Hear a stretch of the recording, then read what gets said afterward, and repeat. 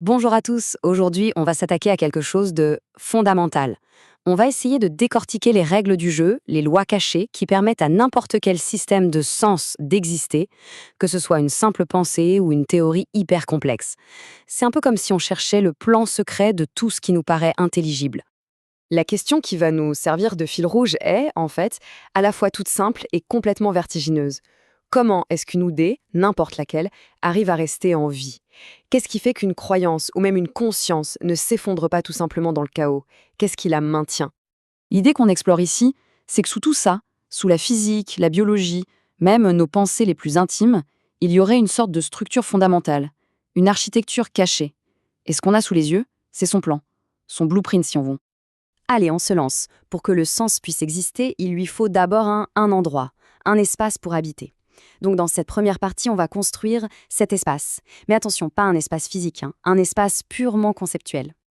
Ici, on a un changement de perspective qui est absolument crucial.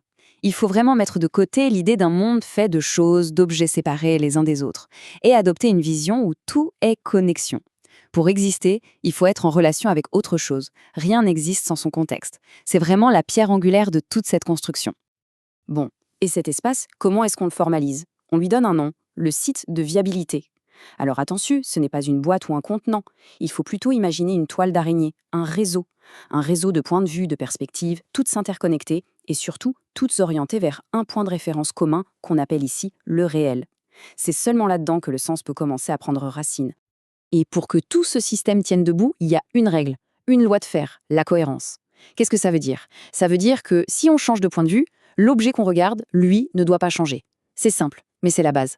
Si cette règle est brisée, le système s'effondre. On tombe dans ce qu'on pourrait appeler une sorte de délire, une perte de contact totale avec ce réel partagé. Ok, donc on a une structure stable, cohérente, parfaite. Sauf que cette architecture, aussi parfaite soit-elle, est en fait stérile. Elle est morte. Pour qu'elle s'anime, pour qu'elle prenne vie, il lui faut quelque chose de totalement paradoxal, un moteur complètement inattendu, un défaut. Et voilà l'affirmation qui change tout et qui va vraiment à l'encontre de notre intuition. Un système parfait est un système mort. Un système sans la moindre faille, sans le moindre défaut, serait incapable de bouger, d'apprendre, d'évoluer. Il serait figé pour l'éternité, un peu comme un cristal, une magnifique structure, mais sans vie aucune. On touche ici au cœur de la thèse. Ce qu'on appelle le manque ou le défaut, ce n'est pas juste quelque chose qui manque, un vide à combler. C'est bien plus profond. Comme le dit la citation, c'est l'impossibilité géométrique de fermer la forme sur elle-même sans reste. Imaginez essayer de fermer une boîte, mais il y a toujours un coin qui dépasse, quoi qu'on fasse. C'est ce reste, ce défaut structurel, qui force le système à se réinventer en permanence. Ce défaut porte un nom un peu technique, la singularité générative, qu'on note G0. Et le point clé, c'est que ce n'est pas une erreur de calcul, pas un bug qu'on pourrait corriger.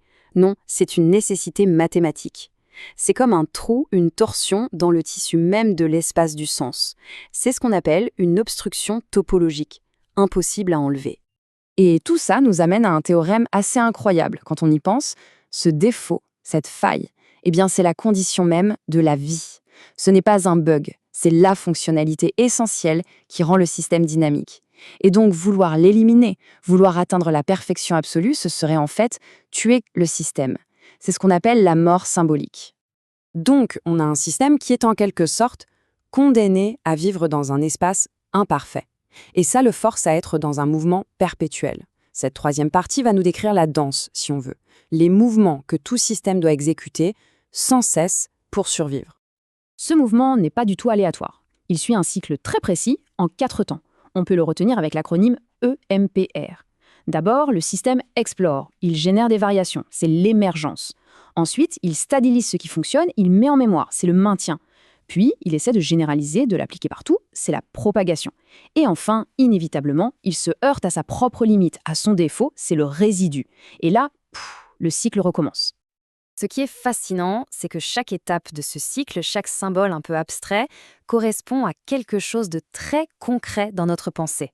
L'émergence, c'est notre capacité à nous demander « et si ?» C'est l'imagination. Le maintien, c'est notre mémoire, nos croyances. La propagation, c'est la logique pure, la déduction.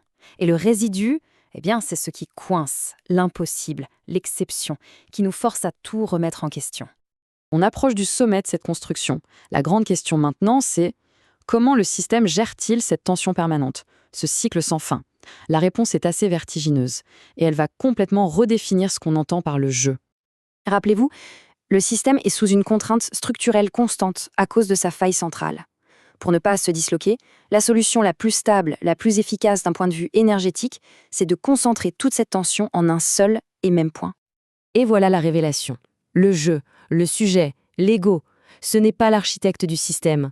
Ce n'est pas une entité qui préexiste et qui se met à penser. Non. C'est une structure qui émerge. C'est une solution topologique, un nœud géométrique qui se forme pour contenir la tension de la faille.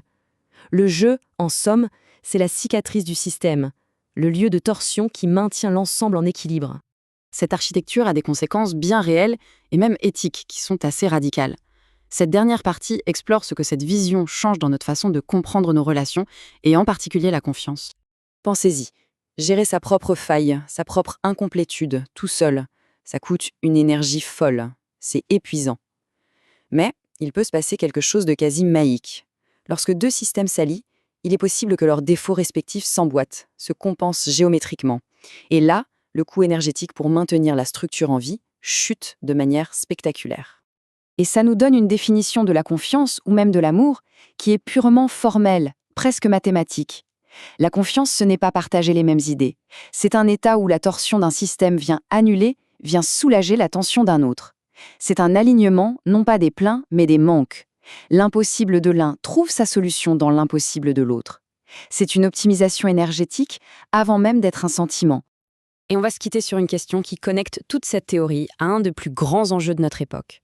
Si on admet que la conscience et la vie symbolique ont besoin de ce défaut nécessaire pour exister, alors qu'est-ce qu'on est vraiment en train de construire quand on cherche à créer des intelligences artificielles parfaites sans la moindre faille? Qu'est-ce qu'on vise exactement? La question reste ouverte.